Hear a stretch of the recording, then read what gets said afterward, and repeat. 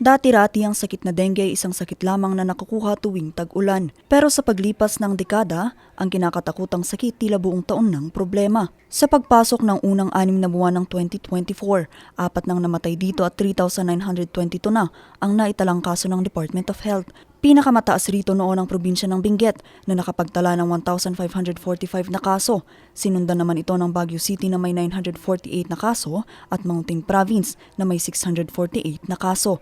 As of now, kung titingnan po natin, almost majority of our provinces now have increase of cases as compared to previous year. And as to total for CAR, 10% increase na po tayo when it comes to our cases. Inilunsad ng Department of Health ang dinggera sa pag-asang mapigilan ang pagkalat ng sakit. Puspusan man ang pagpuksa sa mga pinamumugaran ng lamok, doon naman sumapit ang tag-ulan.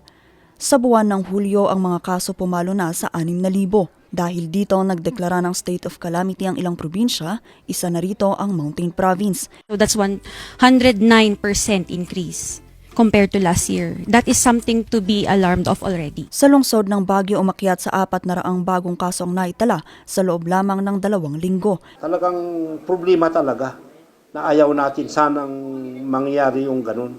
Kasi ang alam natin, ang takot na takot pa tayo dyan kung may mamatay. Ang pag-iimbak ng tubig na walang takip ay pinagbabawal sa ilalim ng anti-dengue ordinance ng lungsod.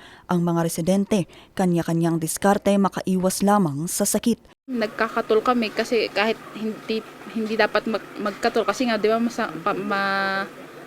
pangit sa pag naaamoy yung katol. No choice kami kasi talagang ang daming lamok. Ang lungsod ng Baguio bumuo ng isang application kung saan mamomonitor ng pamahalang lungsod ng mga barangay na tumataas ang kaso ng dengue. Identify natin saan yung mga lugar. Kasi nga sasabihin natin, ito yung barangay, ito yung barangay, ito yung barangay. Pero pag sinabi mong barangay, ang laki-laki ng barangay eh. So ang ginawa namin ngayon, talagang gineotag namin. Bawat saan nakita namin ngayon na, parang dito pala sa boundary ng Bakakay North, Bakakay Central at Asin. Dito pala sa kwan. So, nakuha namin, na-isolate namin, identify namin, o dito tayo mag-concentrate. Sa dami ng mga kaso, nagsimula na ring magkaubusan ng supply ng dugo. Kailangan niya mag-transfuse. Wala daw available stock. Kasi nga dengue season din.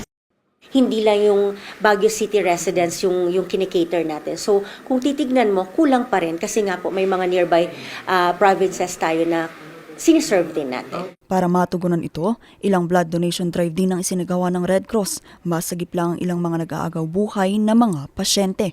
Giving back, yun. And parang yun yung way mo para makatulong sa ibang tao. Without any kapalit. Sa pagsapit ng buwan ng Setyembre, pumalo sa higit 300 ang lumabag sa anti-dengue ordinance ng lungsod. Sa buwan lamang ng Oktubre, nagsibabaan ang mga kaso. Sa tala ng Department of Health noong Setyembre, 32 ang nasawi habang umabot sa higit 14,000 ang naitalang nagka-dengue sa rehiyon. Parte lamang ito ng higit 340,000 na kaso sa buong bansa, kung saan 880 ang nasawi rito. Pero ang mas nakakabahala, lumalabas sa obserbasyon ng Baguio City Health Office na mayroong pagbabago sa asal ng mga lamok. So they adapted to the climate po. Now, with mas mainit, mas mabilis na silang dumami, sir.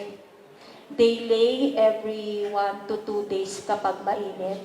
And they lay more eggs kapag mas mainit. Whole day na po ang biting period na rin po ng ating mga dengue mosquitoes. Kaya po yung 6 to 8 and then yung 4 o'clock habit po natin, dapat 4 o'clock. Now it also changed. So every day, hours, no? Sa mga impormasyong ito, maiuugnay ang pagtaas ng mga kaso sa tumitinding pag-init ng mundo, dulot ng climate change. Kaya hindi rin nakapagtataka na noon lamang 1998 unang nakapagtala ang lungsod ng una nitong kaso ng dengue. Dahil sa pagtutulungan ng karamihan, bahagyang bumaba ang kaso ng dengue sa Cordillera. Pero hindi pa rin dito nagtatapos ang laban dahil ang Department of Health patuloy pa rin nakabantay sa anumang mga sakit na maaaring dala ng lamok. Vanessa Bugtong para sa Luzon Headlines.